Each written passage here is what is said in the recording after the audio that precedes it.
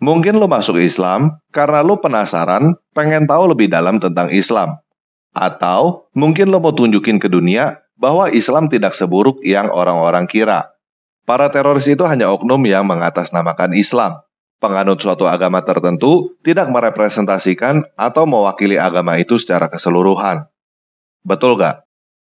Itu totally normal. Gue bisa mengerti dan menghargai itu. Itu adalah hak lo. Dan gue gak ngomong bahwa teman-teman lo itu bukan orang-orang yang baik. Tetapi, apakah teman-teman lo itu merepresentasikan atau mewakili agama Islam secara keseluruhan? Ingat, penganut agama tertentu tidak merepresentasikan atau mewakili agama itu secara keseluruhan. Teman-teman lo itu juga adalah oknum yang mengatasnamakan Islam, sama seperti para teroris itu. Hanya saja, bedanya kebetulan mereka adalah teman-teman lo. Maksud gue begini, gue cukup yakin lo ngerti banget tentang sugesti dan tipuan sulap. Orang bisa dimanipulasi dengan sugesti sehingga apa yang dia lihat hanya yang sesuai dengan sugesti itu. Orang juga bisa dimanipulasi dengan trik sulap sehingga apa yang terlihat oleh orang itu berbeda dari kenyataannya. Itu adalah keahlian lo. Nah, pertanyaannya, bukankah apa yang lo lihat tentang Islam juga hanya ilusi?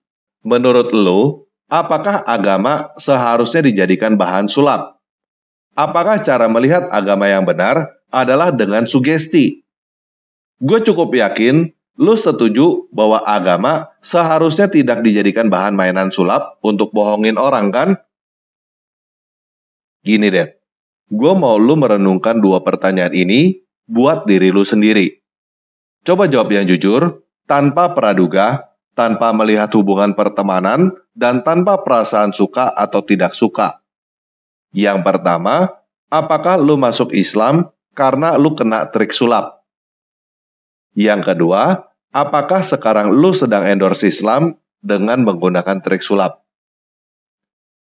Gue cukup yakin lu tahu bahwa banyak orang yang percaya kepada sesuatu sama sekali tidak membuktikan bahwa sesuatu itu bukan pertunjukan sulap. Itu hanya membuktikan bahwa si pesulap bermain dengan sangat cantik. Jadi, 99% teman lu yang merupakan muslim baik-baik itu tidak membuktikan apa-apa dan bukan cara yang benar untuk menilai sebuah agama. Bagaimana caranya menilai sebuah agama dengan cara yang benar? Gue yakin sebenarnya lo lebih paham bagaimana caranya menilai sesuatu adalah pertunjukan sulap atau bukan. Contohnya, pertunjukan sulap punya banyak rahasia yang tidak boleh diketahui oleh penonton. Terkadang, ada orang-orang bayaran yang sudah disetting dari awal untuk meyakinkan penonton. Dan ada banyak trik lainnya untuk meyakinkan penonton bahwa ilusi yang dilihat adalah kenyataan. Apa yang gue minta ke lu bukan hal yang aneh-aneh. Apa yang gue minta ke lu adalah melakukan hal yang seharusnya lu lakukan sebagai endorser profesional. Yang pertama, beli Al-Quran dan hadis Sahih Al-Bukhari yang sudah ada terjemahan bahasa Indonesia atau Inggrisnya. Al-Quran dan hadis Sahih Al-Bukhari adalah dua sumber otentik yang mewakili ajaran Islam yang sebenarnya. Semua kelompok Islam pakai dua sumber ini. Teman-teman lu yang baik itu dan para teroris tidak mungkin membantah dua sumber ini. Tetapi ingat, hadis Sahih Al-Bukhari yang gua maksud bukan yang ringkasan, tetapi yang full version terdiri dari beberapa buku. Di dalamnya ada sekitar 7.000 hadis. Yang kedua, buang dulu semua sugesti dan bias tentang Islam, Al-Quran, Muhammad, dan lainnya. Lu seharusnya tahu bahwa syahadat, sholat, dan lainnya mirip dengan teknik hipnotis. Jadi seharusnya lu tahu bahwa sugesti-sugesti yang sudah ada harus dibuang. Dan gue gak perlu ajarin lu bagaimana caranya, karena lu sendiri adalah seseorang yang paham hipnotis. Lu anggap lu baca bukan sebagai umat Islam dan juga bukan sebagai musuh Islam.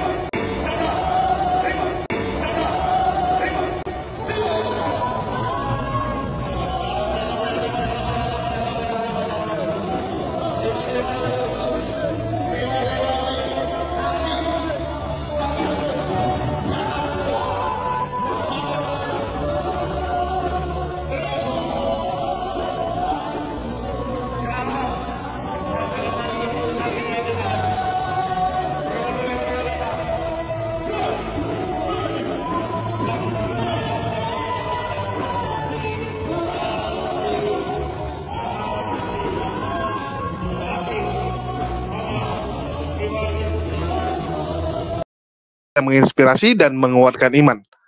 Tanpa ragu teman-teman, salah satu Polycarpus senior, salah satu biang kerok dari banyaknya, maraknya hujatan kepada Islam di media sosial.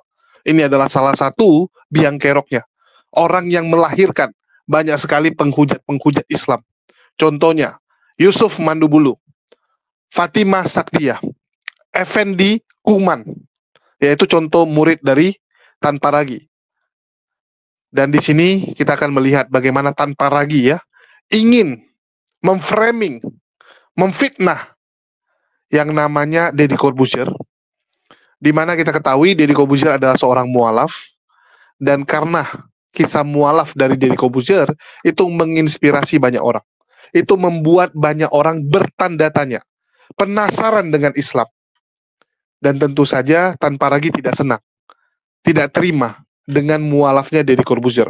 Apalagi kita tahu Deddy Corbuzier termasuk vokal dalam menyuarakan tentang setiap orang yang ada di Indonesia harus dalam koridornya. Jangan lompat pagar. Kamu urus agamamu, jangan urus agama orang.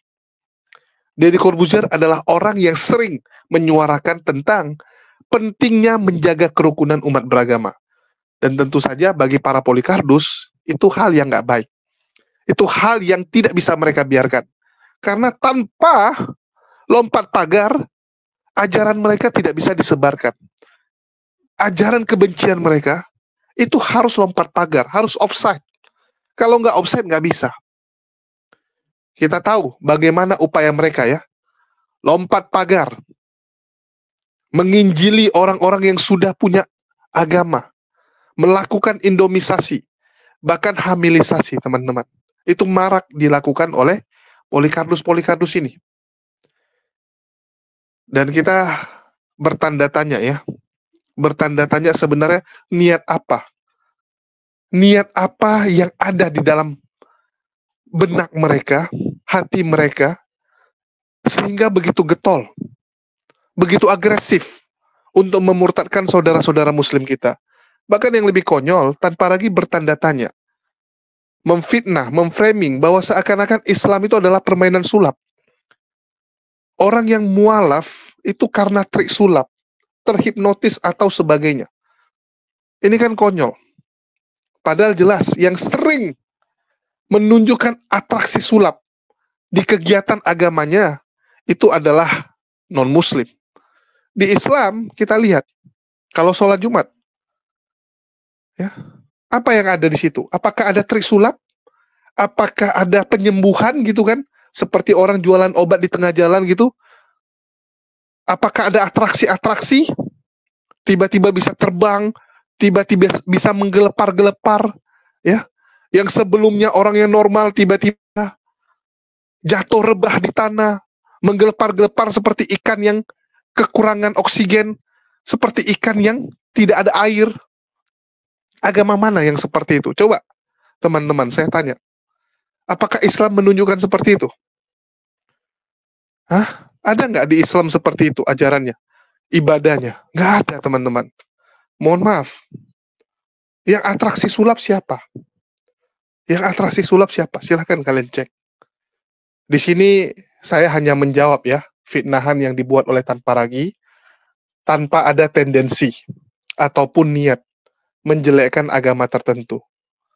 Cuman di sini mohon maaf, kita hanya menjawab tuduhan Tan Paragi kepada Deddy Corbuzier atau Om Deddy. Padahal jelas Om Deddy adalah orang pintar. Om Deddy sangat ngerti yang namanya hipnotis, yang namanya framing, yang namanya ya permainan-permainan sugesti. Om Deddy sangat tahu. Trik-trik seperti itu Om Deddy kuasai. Karena memang dia adalah pakarnya. Jangan lupa, dia adalah the master dalam magician. Ya, the master. Orang yang sudah sampai level sangat pakar dalam trik, kamuflase, sulap, ya. Bagaimana membuat framing, menghipnotis audiens. Dan mohon maaf, bahkan dari kalangan Kristen-Kristen seperti Metodis, ya, Lutheran, itu juga mengatakan apa? Mengatakan bahwa karismatik itu memainkan trik sulap. Banyak Kristen-Kristen denom yang lain yang mengatakan bahwa banyak denominasi Kristen-Kristen itu memainkan trik sulap dalam menghipnotis audiensnya, dalam menggait jemaat-jemaatnya, dalam membuat jemaat orang pindah ke gereja dia. Betul tidak?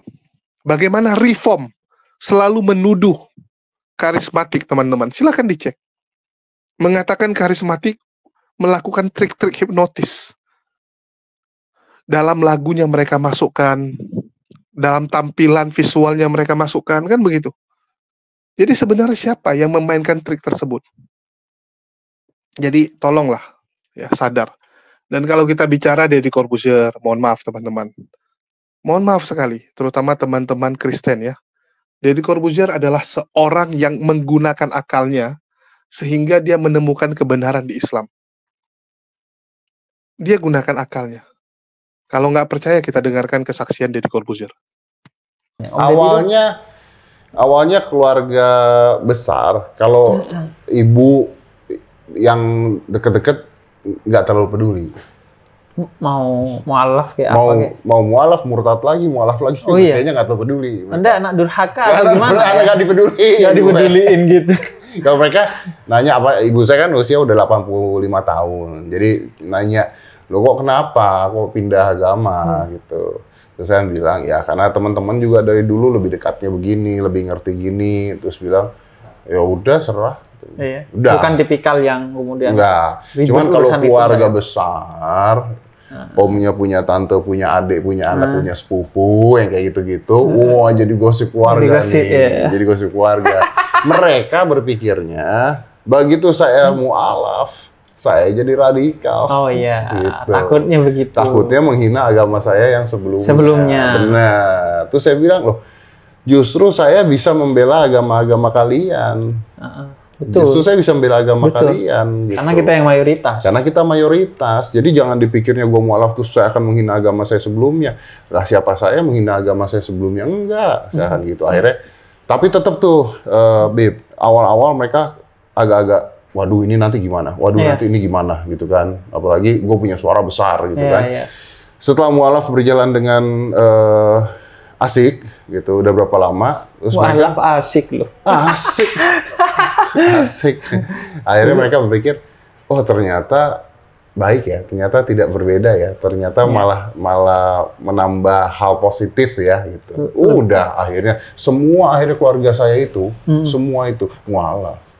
Serius? Nggak bohong, gue bohong. Kirain anak saja tidak mualaf, lagi keluarga besar. Om, terus ini nggak Om? Nggak ada ini nggak Om? Lu punya kayak, wah gue pengen nih anak gue juga mualaf gitu. Lu ada ini nggak? Perasaan lu tuh gimana dalam relasi dengan anak? Kalau Habib nanyanya pingin. Pengen. Tapi gue belajar nih Bib, dari dulu, saya tuh mualaf bukan karena disuruh. Saya tuh mualaf karena ketemu teman-teman seperti Habib, ketemu teman-teman seperti Gus Miftah, ketemu teman-teman yang positif Islamnya. Nah, saya berharap kalau anak saya ngelihat saya seperti ini, dia kan baru 14 tahun, akhir balik juga belum. Jadi nantinya dia akan mencontoh, oh ternyata seperti ini. Dibandingkan saya otoriter kan dengan oh, kamu harus begini, kamu harus begini. Gue dulu kalau digituin, saya menghindar gue. Saya menghindar. Nah ini Beb, yang jadi masalah Beb. Banyaknya asupan-asupan Islami yang tidak Islami menurut saya. Yang akhirnya ketika anak-anak melihat, apalagi dari agama lain melihat, loh kok ngajarnya membunuh? Begitu ya. Kok ngajarnya membenci? Kok ngajarnya tabrak anjing? Langsung dong antipati dong. Saya nggak nyalahin kalau saya dulu asupannya begitu. Agama apa ini? benar. Larinya jadi begitu. Ini nih yang jadi masalah. Gitu. Karena asumsinya memang agama itu kan sumber kedamaian ya. Betul. Jadi begitu agama itu tidak menghadirkan kedamaian, orang pasti udah ngapain ya? Ngapain? Tadinya nggak ada masalah. Nah, iya. Jadi tambah masalah. Jadi nambah masalah gitu. Ngapain? Orang kan masuk agama atau masuk masjid gitu, itu kan nyari damai. Nyari gitu. damai. Ya minimal lebih damai dari kafe lah masjid itu. Ya minimal ketika kalau masuk kafe damai, mungkin paling jauh pikiran. Tapi kalau masjid kan hati. Nah, tapi kan sekarang bisa aja masuk masjid marah-marah. Nah, gitu iya, kan. makanya. Keluar penuh dendam. Itu tergantung kemudian orang yang ngurusin masjid sih. Nah, iya, betul. Betul. Cara memilih Betul. penceramah yang benar. Cara milih masjidnya, cara milih penceramahnya. Volume Toanya. speakernya Iya. agar tidak Tidak mengganggu membuat orang orang akhirnya juga. kontraproduktif secara Iya. dakwah, akhirnya kontraproduktif dan orang jadi apaan sih ya? Iya, lagi tidur, kenceng banget gitu misalnya gitu kan. Apaan sih? Gitu kan. Bisa. Sama ini nggak Om Ded, menurut lo yang berubah dari lo sebelum dan setelah mu'alaf tuh apa sih Om? Yang maksudnya di luar agama ya. Gua tuh nemuin inilah setelah mu'alaf. Nemuin bahwa Islam itu adalah agama yang kompleks. Berarti ketika mu'alaf awal-awal nggak ngerti. Seolah-olah Islam ya gitu aja, udah sama semuanya gitu. Karena sebelum saya mualaf, saya tidak ditarik-tarik. Tidak ditarik-tarik oleh orang-orang tertentu. Iya, iya. Begitu mualaf, saya ditarik-tarik, diajak ke sini, diajak ke sana, diajak ke sini. Yang ini ngomongnya beda, yang ini ngomongnya beda, yang ini ngajar beda, ini ngajar beda, gitu kan. Saya bilang nih kayak Coca-Cola nih, ada Diet Coke, ada Coca-Cola ini, gitu kan. Aneh-aneh juga nih, gitu kan. Padahal Coca-Cola semua gitu, harusnya juga. nggak saling sentimen. Harusnya nggak saling sentimen. Karena yang untung kan satu orang Satu gitu, seharusnya satu company. Gitu. Nah, terus, ternyata kompleks sekali gitu, kompleks sekali. Nah, akhirnya terus gue berpikir bahwa apa yang membuat ini kompleks? Oh, ternyata pemahaman. Nah, yang berubah adalah saya berubah pemahaman saya tentang sebuah agama. Oke. Jadi pada akhirnya gue berpikir bahwa seseorang itu menjadi baik atau tidak kadang-kadang bukan tergantung dari agamanya, tapi tergantung dari mana dia belajar agamanya, tergantung dari akhlak dia. Makanya ketika saya ketemu Syekh Ali Jaber, almarhum, saya nanya sama beliau, Syekh, kalau belajar Islam itu seperti gini, intinya gini, ada pesan-pesan nggak buat saya yang baru mualaf? Beliau mengatakan, oh gampang katanya, jangan belajar Islam dari seorang guru, belajar Islam dari Islam itu sendiri. Maksudnya gimana tuh? Maksudnya dia bahwa Islam itu sendiri adalah akhlak dan cinta. Oke. Jadi itu Islam, belajarlah dari Islam itu sendiri. Lu kok kayak ini Om, kayak apa? Berkesan banget sama Syekh Ali Jaber. Lu sekali kan ketemu dia? Sekali. Sekali doang? Sekali doang. Maksudnya di luar podcast nggak ketemu lagi? Tidak pernah ketemu. Tapi kayak dalam banget sama. Karena gini bro, kan kalau misalnya sama Habib ya, saya sih menganggap saya dengan Habib ini udah seperti saudara sahabat gitu. Ada apa-apa kita ngobrol, keluh kesah kita ngobrol gitu ya. Bib, bantu podcast dong, gitu, kayak gitulah gitu. Kalau sama si Ali Jaber ini saya nggak kenal awalnya. Nah terus beliau itu datang ke saya, tadinya nggak mau, tadinya nggak mau datang karena udahlah gitu baru ditusuk. Ini banyak orang nggak tahu, ini banyak orang nggak tahu. Jadi setelah beliau ditusuk itu banyak sekali, saya tidak mengatakan siapapun, banyak sekali golongan-golongan tertentu yang meminta beliau untuk menyuarakan sesuatu. Iya. Yaitu, Syekh, tanda tangan, kita maju nih. Tanda tangan, kita demo nih. Iya. Minta itu. Itu tiap menit begitu, menurut beliau. Nah, akhirnya terus beliau, udah deh, saya datang aja ke podcast, bareng ditemenin sama Gus Miftah pada saat itu, untuk ngasih tahu ke orang-orang bahwa, gua nggak apa-apa ya, udah ya, jangan ribut ya, saya tidak dendam, saya tidak marah-marah, saya tidak, udah, nggak usah pakai nama saya untuk demo, nggak usah pakai nama saya untuk ini. Karena kalau beliau diam, wah, masih mungkin dimanfaatkan oleh rusuh orang-orang Pak, itu. rusuh, Wid. Iya. Rusuh. Jadi akhirnya menurut gua ketika beliau melakukan hal itu, gua ngeliat bahwa wah ini gila nih orang nih. Dia berusaha untuk mendamaikan padahal baru ditusuk. Gitu. Iya. Nah, alih-alih mungkin nyawa hidup mati di tangan Allah. Gitu Iya. ya. Begitu beliau meninggal, otak saya yang sangat terbatas ini itu melihat bahwa ya kok meninggal juga ya akhirnya. Setelah kejadian itu Iya, gitu loh. Jadi masih tidak bisa menerima secara akal sehat gitu saya. Tapi memang gue bikin video juga tuh tentang Syahli Jabir kan. Dan dia sampai ngambil pelajaran dari bajunya yang kebetulan nggak warna putih, bro. Hitam. Tapi hitam Iya. waktu itu. Iya. Artinya bahwa kayaknya dia ambil pelajaran bahwa sebenarnya Allah nggak ingin kejadian ini Jadi heboh. memprovokasi. Iya. Sehingga dia ambil pelajaran itu. Iya. Cekatan banget loh. Iya. Karena kan orang beriman itu harus cekatan kepada hal-hal detail-detail yang Allah kasih pesan kepada kita kan. Apa sih detail? Bahkan bisa dari mimpi sekalipun. Beliau tuh dahsyat.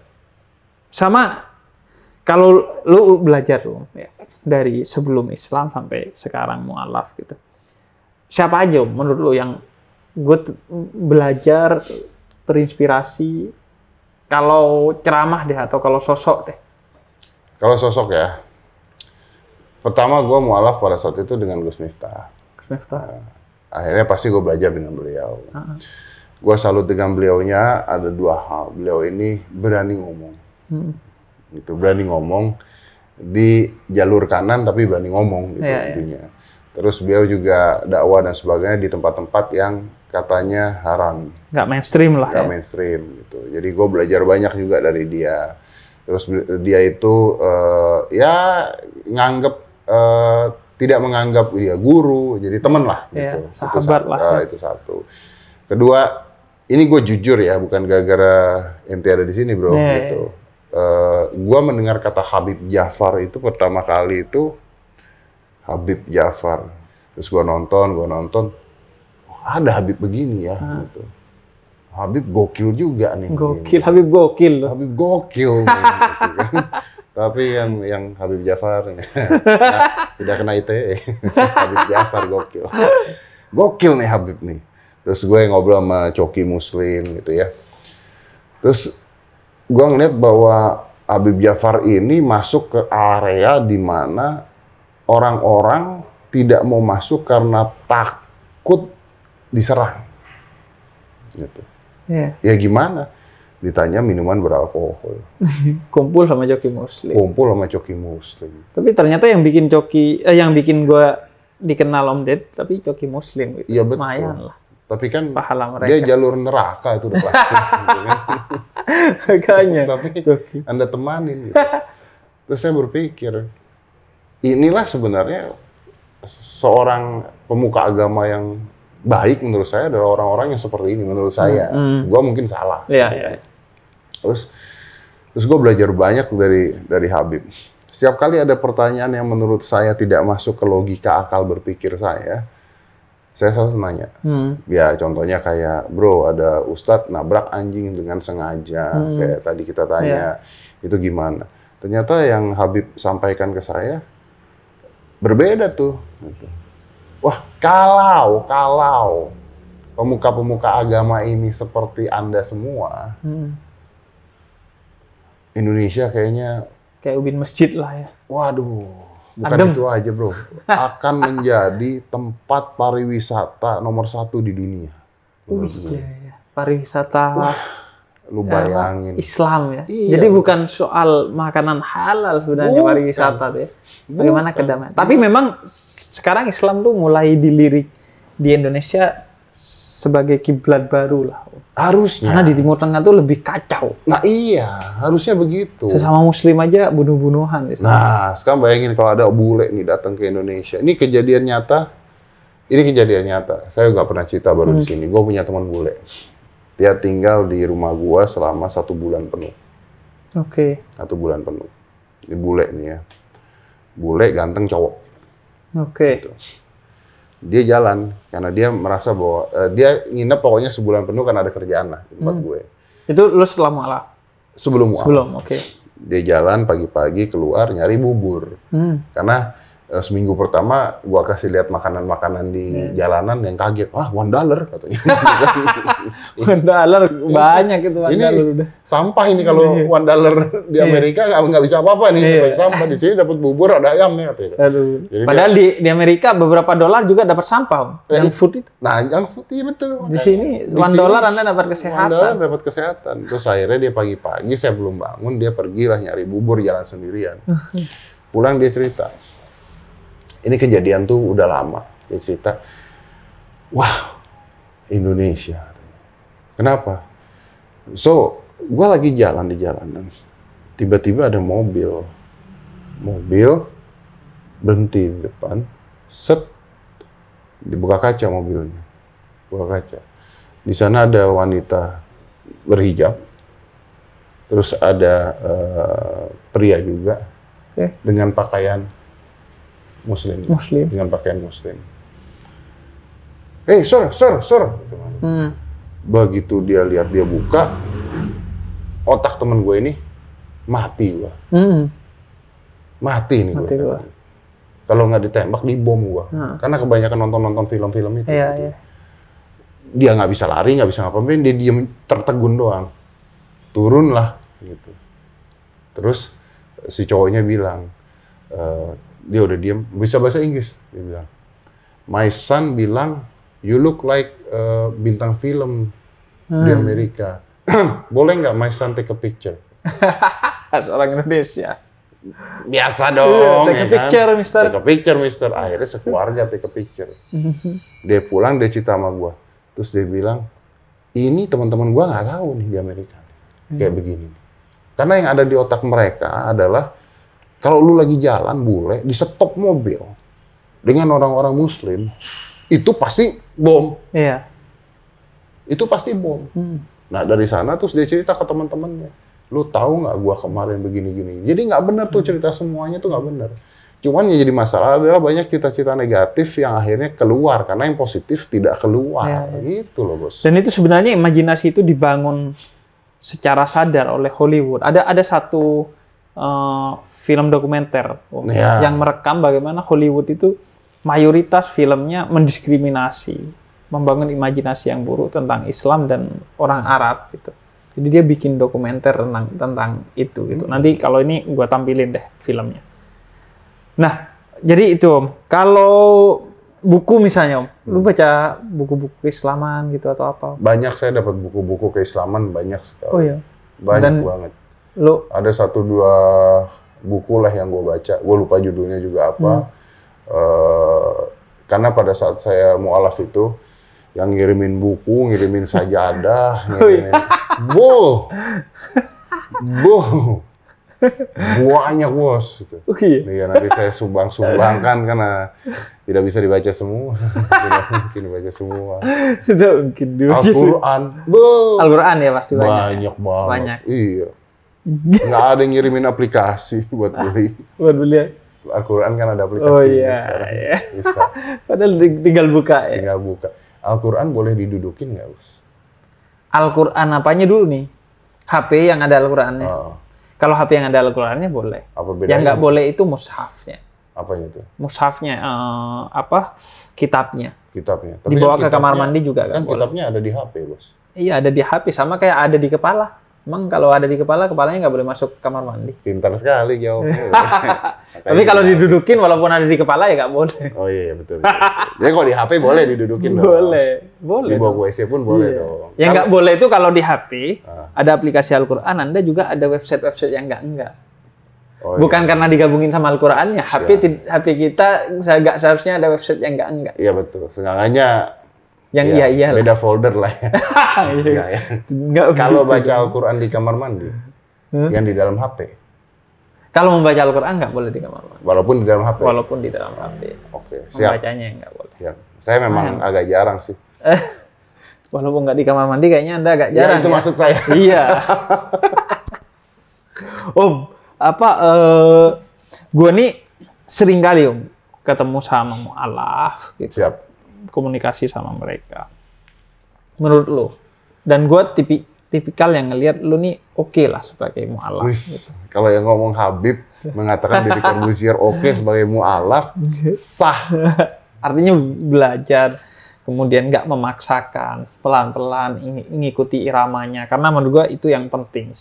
Kalau cepet tapi nggak natural ya percuma. Betul. Karena menurut gue iman dan Islam itu genuine. Ya, betul. Karena itu gue belajar iman aja, gue tuh belajar kepada anak-anak gitu, yang terus berimajinasi bahwa Tuhan itu baik. Betul. Orang dewasa tuh kadang curiga loh sama Tuhan. Gue Yeah. besok dapat rezeki apa enggak? Yeah. Itu udah curiga. Yeah.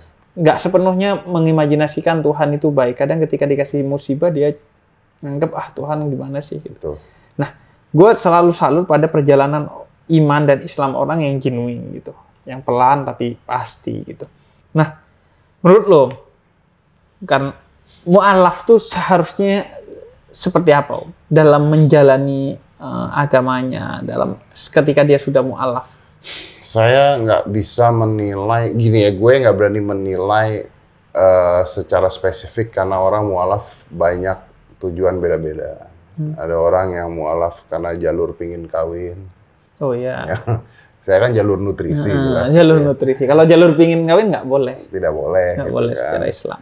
Tapi kan ya siapa tahu jalur pingin nikah, hidayah beneran. Kita kayak gini never know juga gitu. Yeah. Nah tapi gini, intinya gini. Menurut saya pribadi, mu'alaf yang benar itu adalah saatnya belajar. Yang namanya mu'alaf itu anak baru masuk sekolah. Belajar. Nah namanya belajar itu dari mana saja. Kepada siapa saja. Cuman manusia kan diberikan akal sama Allah. Jadi ketika belajar pun gunakanlah akal. Gitu loh. Kalau maksudnya kita baru pindah sekolah lah, anggap aja begitu. Kita baru pindah sekolah. Tiba-tiba di sekolah yang baru 2 tambah 2 tuh 6 ya. Ya jangan diterima juga dong. Yeah. Gitu maksudnya. Ya, kita sudah dengar ya, luar biasanya Deddy Corbuzier. Dan mohon maaf teman-teman ya, mungkin saya belum bisa terlalu serius ya di konten-konten bulan ini, karena entah kenapa nih ya, saya ada sedikit masalah kesehatan, ya, jadi harap dimaklumi. Dan bagi teman-teman, kita sudah dengar sendiri bagaimana perjalanan Deddy Corbuzier sehingga memilih menjadi mu'alaf. Itu dia renungkan, itu dia pelajari. Jadi bukan ikut-ikutan teman seperti yang dituduhkan oleh Tanpa Ragi, enggak. Kalau Tanpa Ragi ini kan ngomong tanpa dasar selalu. Ngomong selalu fitnah sana, fitnah sini. Framing.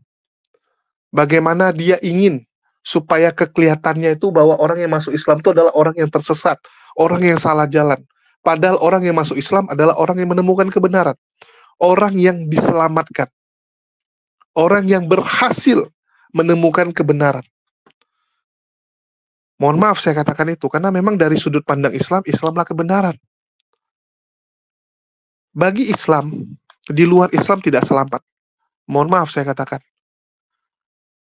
Jadi Deddy Corbuzier adalah orang yang berhasil selamat. Yang sebelumnya, dia tersesat. Dia berpikir bahwa dosanya akan diampuni dengan mengorbankan, menumbalkan orang lain. Sekarang dia sadar bahwa keselamatan itu bisa diraih atas amal ibadahnya sendiri, perjuangannya. Dan tentu saja atas izin Allah. Kan begitu.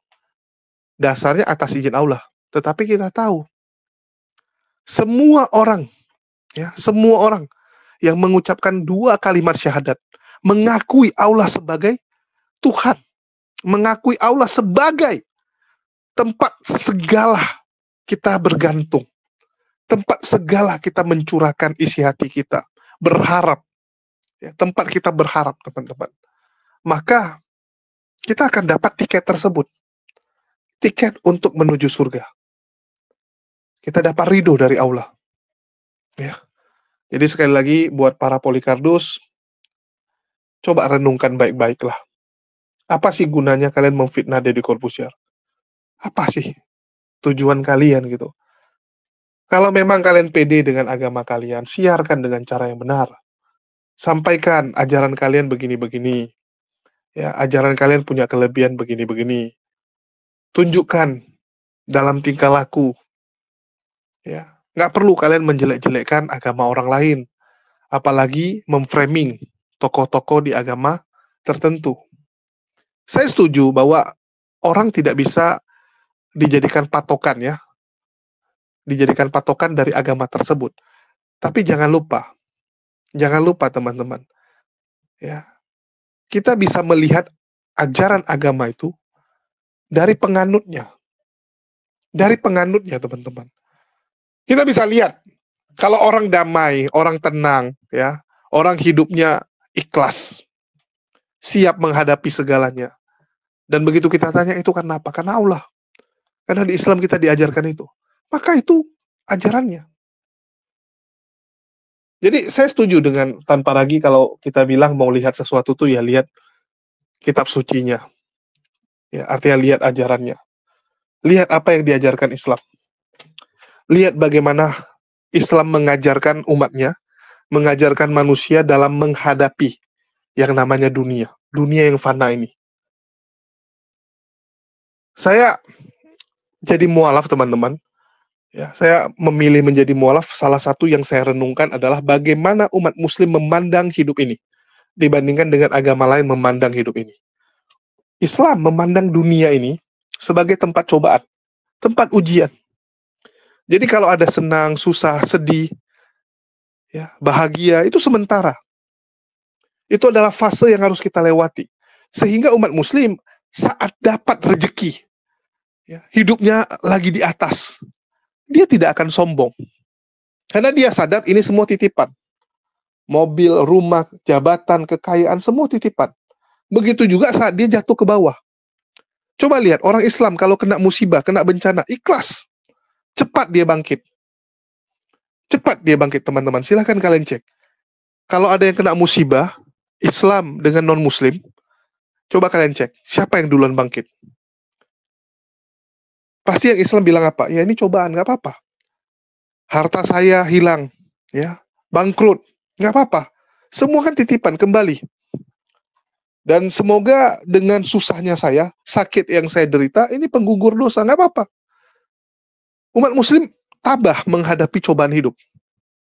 Sedangkan yang lain, waduh, larut dalam kesedihan, teman-teman. Larut dalam kesedihan, banyak sekali ya. Yang non-muslim itu kalau kena musibah, kena masalah, stres. Kenapa bisa stres? Karena dia nggak punya Tuhan tempat dia bergantung. Ya, saat kita stres kan kita butuh Tuhan untuk menggantungkan masalah kita. Masalahnya mereka punya, ya, malah Tuhan yang digantung. Tuhannya yang digantung, teman-teman. Jadi dia mau gantung kemana lagi?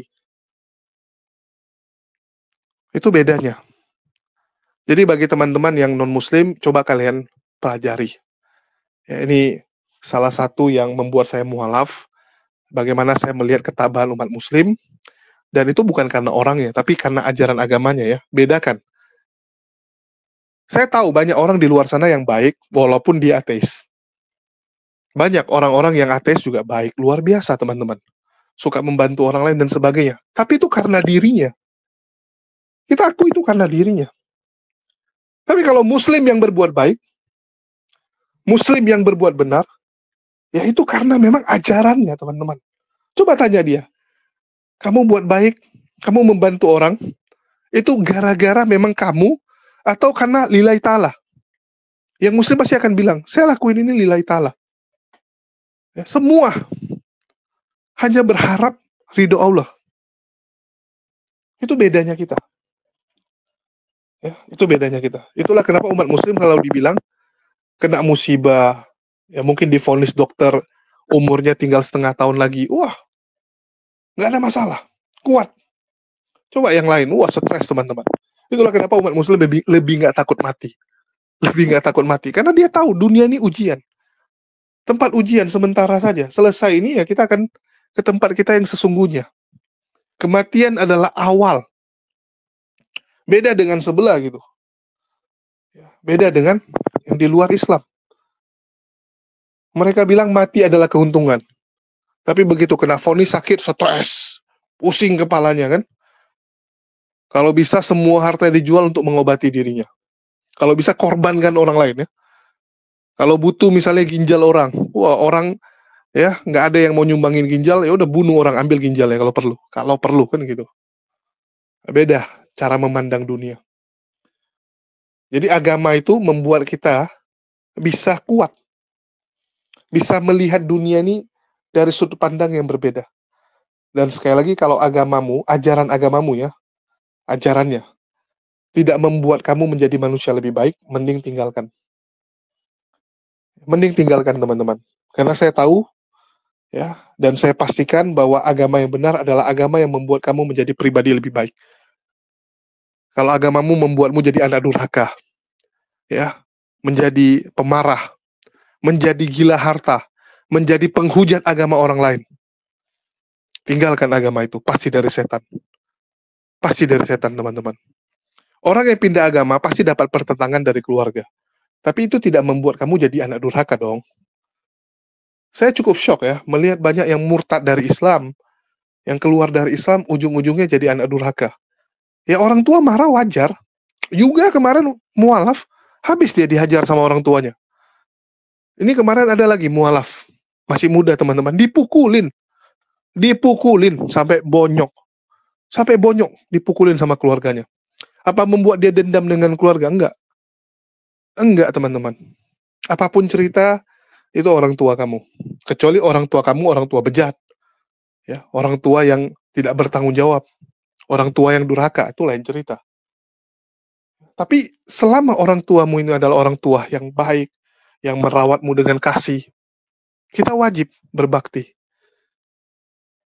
Nah, kalian lihat di situ saja, perbedaan mualaf dan murtadin. Ya, kita lihat di situ. Jadi kalau agama itu malah membuat kamu jadi lebih buruk, ya tinggalkanlah. Tinggalkan teman-teman. Oke, mungkin itu aja yang bisa saya sampaikan di kesempatan kali ini.